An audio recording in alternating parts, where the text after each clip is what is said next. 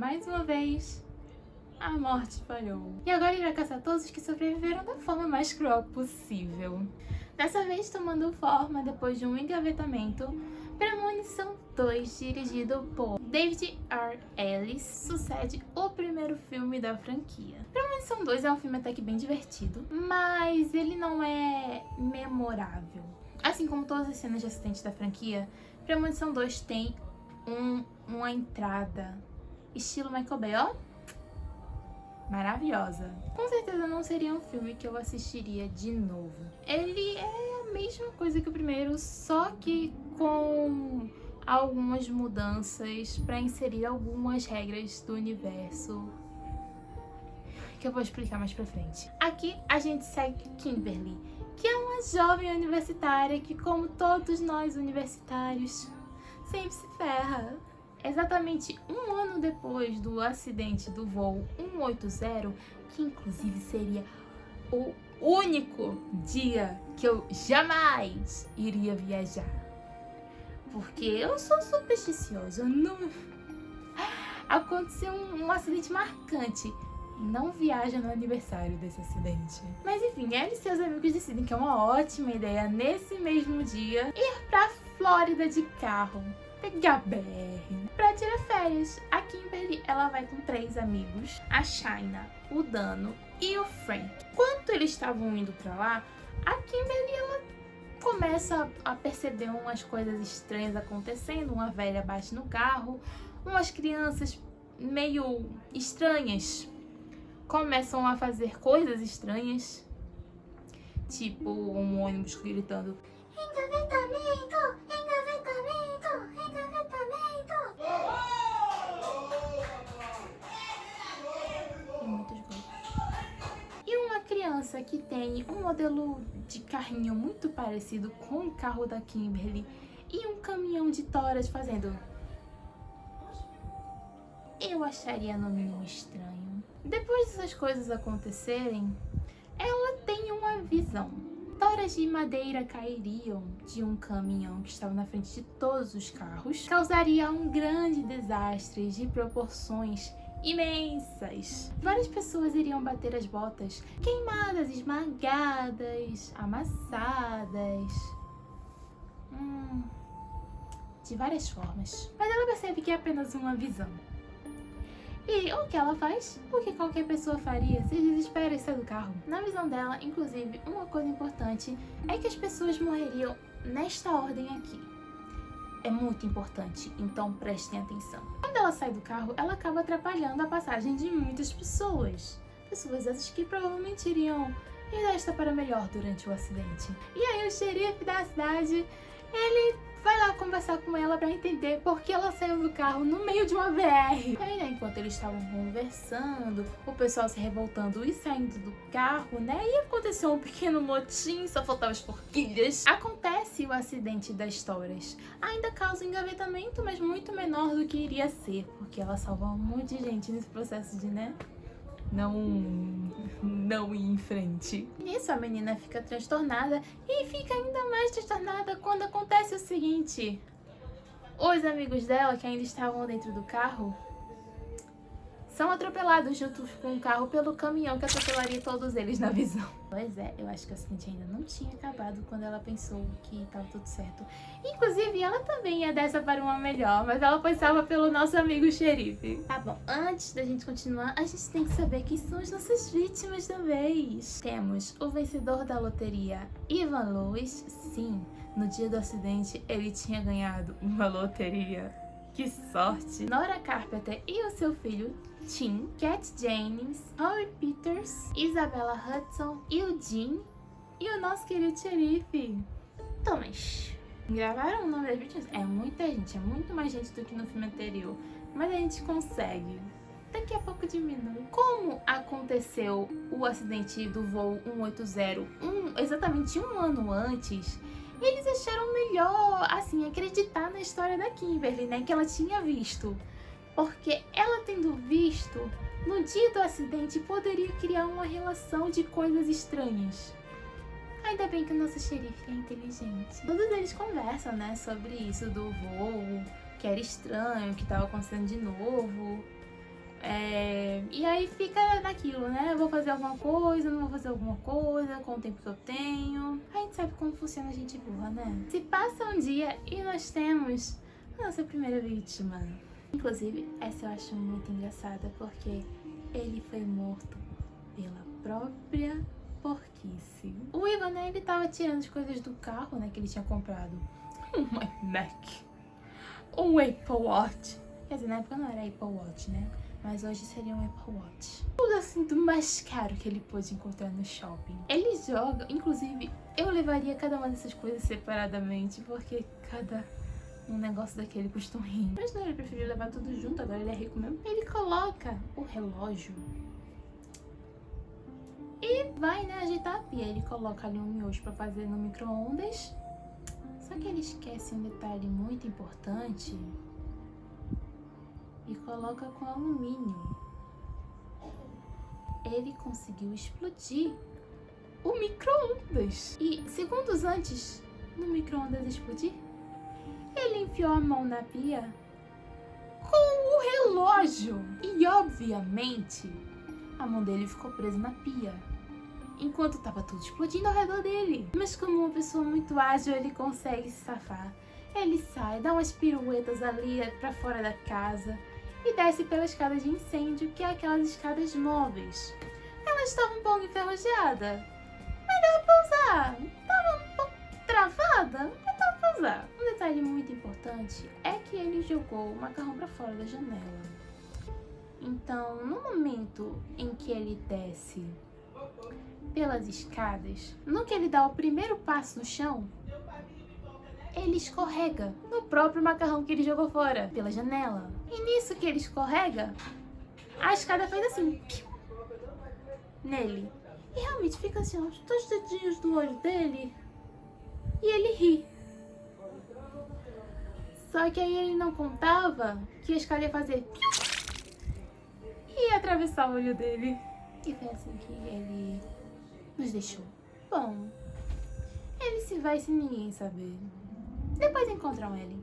Nesse meio tempo, o nosso xerife, ele está pesquisando sobre os sobreviventes do voo e descobre que o Alex, nosso querido amigo Alex, ele morreu por causa de um tijolo. Em vez de ela vai visitar a nossa amada Killer Rivers no hospital psiquiátrico, porque ela se internou, porque ali era o único lugar que ela poderia ficar segura e viva, o que é um detalhe muito importante. A nossa querida Claire sabe que se uma pessoa sobrevive a um acidente desse, ela tá trazendo uma visita muito desagradável junto com ela.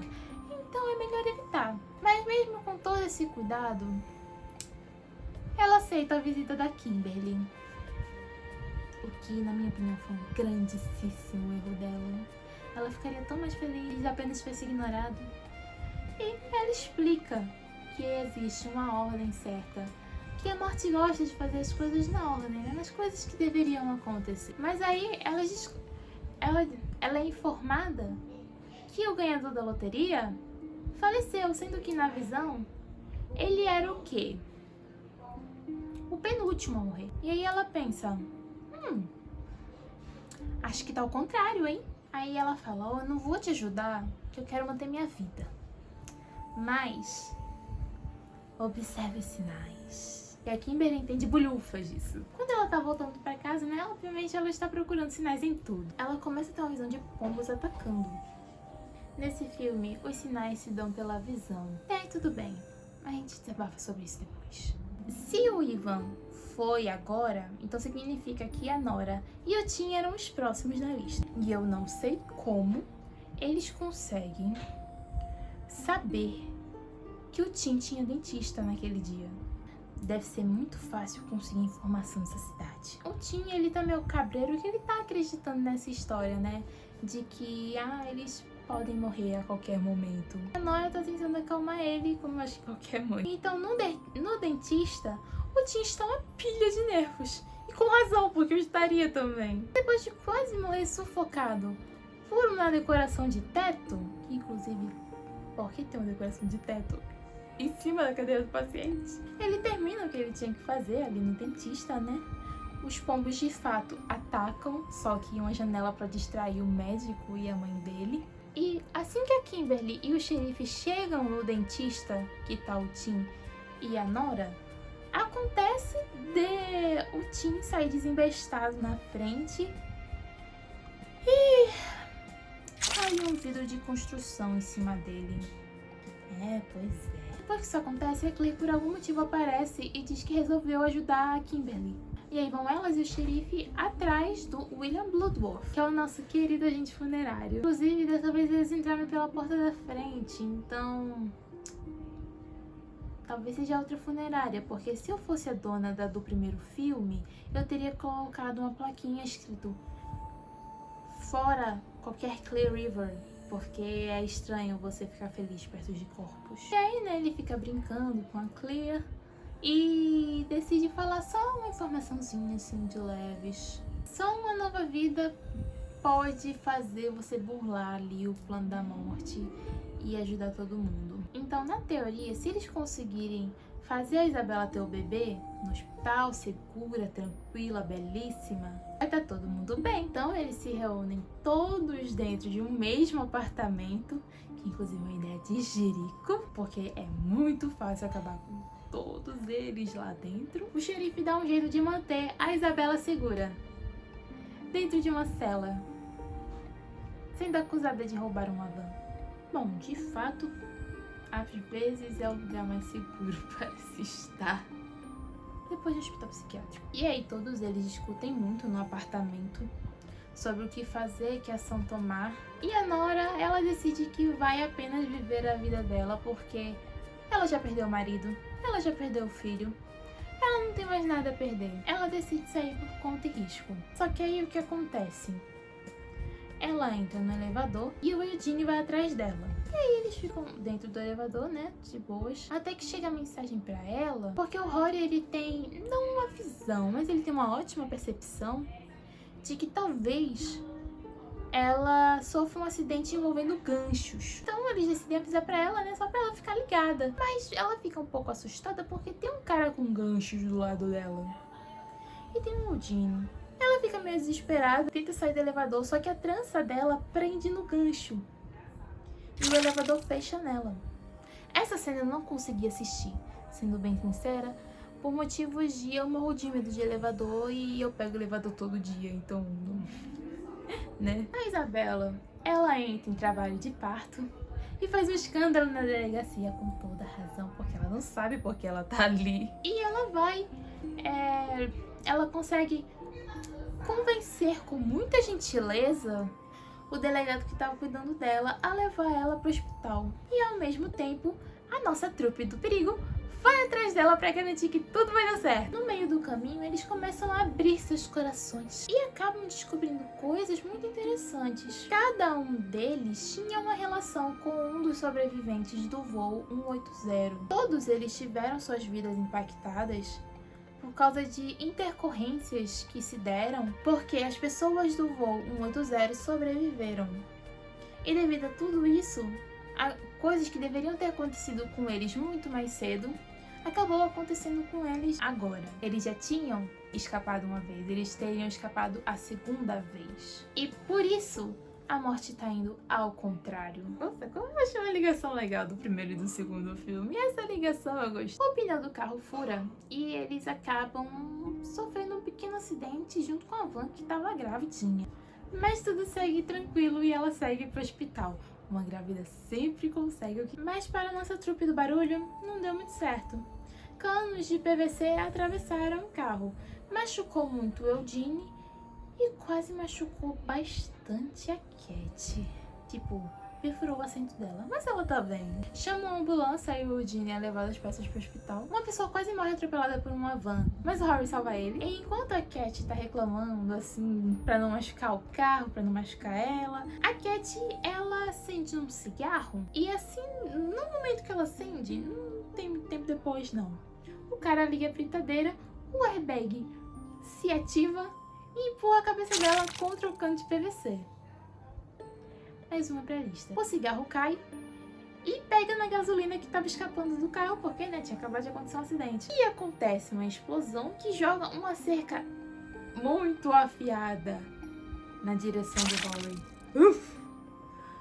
Menina, foi feito em pedacinhos. Agora só temos Kimberly, Eugene, o xerife e a Claire. E a gravidinha. E a Kimberly tem uma visão de que uma médica tá estrangulando ela, né? No caso, ela acha que ela tá na visão da Isabela, então ela acha que tá estrangulando a Isabela. Então assim que eles chegam no hospital, o xerife, ele dá um jeito nessa médica e eles invadem a sala de parto pra ter certeza que ela vai ter um bebê saudável e bom. Só que eu acho que alguém do departamento de acidente vai ser demitido, porque a Isabela não estava na lista. E nós descobrimos isso devido a uma visão da Kimberly de uma coisa que aconteceria apenas depois da morte dela, que seria a Isabela escapando. Esse foi um furo bonito, hein? O bebê ia nascer de todo jeito. Só que a Claire não sabia, porque ela já tinha saído da sala pra avisar o Eugene que ela tava muito feliz, né? Que tava todo mundo salvo. Só que ela não contava que o acidente do Eugene já estava em curso, porque começou a escapar oxigênio do tanque de oxigênio. É um gás, né? Então, quando ela abre a porta, faz cabum. E perdemos dois de uma vez. É uma pena. A nossa querida Kimberly tem mais uma visão de que é alguém se jogando no lago com uma van. E ela percebe que, ei, eu posso fazer isso, talvez seja isso. Ela precisa reviver. E ela não estava sendo estrangulada na visão.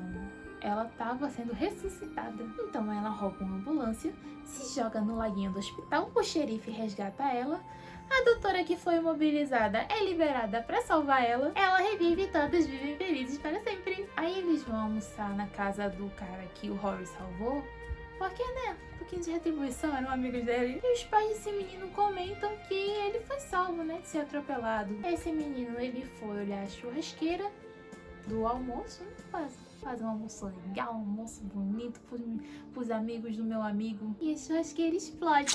E essa é a visão que temos no final do filme.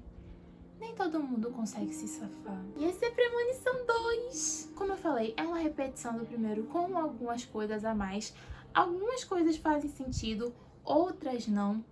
Essa questão da nova vida, eu creio que ela foi reescrita de outra forma, porque apesar de ser um conceito interessante, não é muito prático no final das contas, porque a gente aprende nesse filme que você não pode pular a sua vez na lista. E o que a Kimberly fez foi exatamente isso, ela pulou a vez dela na lista. Era pra ser o xerife, depois ela. Então vai contra regras que foram impostas nesse mesmo filme. Ele também não me prendeu muito. Eu gostei dos personagens desse, mas não me prendeu muito. Não curti muito esse. Acho que tem soluções que poderiam ser feitas de outra forma, mas no geral é um bom filme. Eu não reassistiria. E de fato eu só assisti pra fazer esse vídeo da franquia, mas por outro motivo eu provavelmente não assistiria. É um filme bom, não é o pior na minha opinião ainda vamos chegar nele. Mas ele não fica muito alto lá, não fica muito alto na lista. Ele é uma nota 6, 7. Eu não gosto das notas definitivas, já nota 6, 7. Dito isto, esse foi o Assistir Resumido essa semana. Espero que vocês tenham gostado, que tenham compreendido o filme. Se vocês quiserem, vocês podem assistir o filme, ele está disponível na HBO Max no momento da gravação desse vídeo, né? Porque Premonição é uma série que entra e sai em vários streams. Não deixe de se inscrever no canal e deixar um like se você curtiu, deixar um comentário de algum próximo vídeo que eu possa assistir, resumir ou analisar e compartilhar bastante para ajudar a amiga aqui. Mas é isso, beijo e tchau!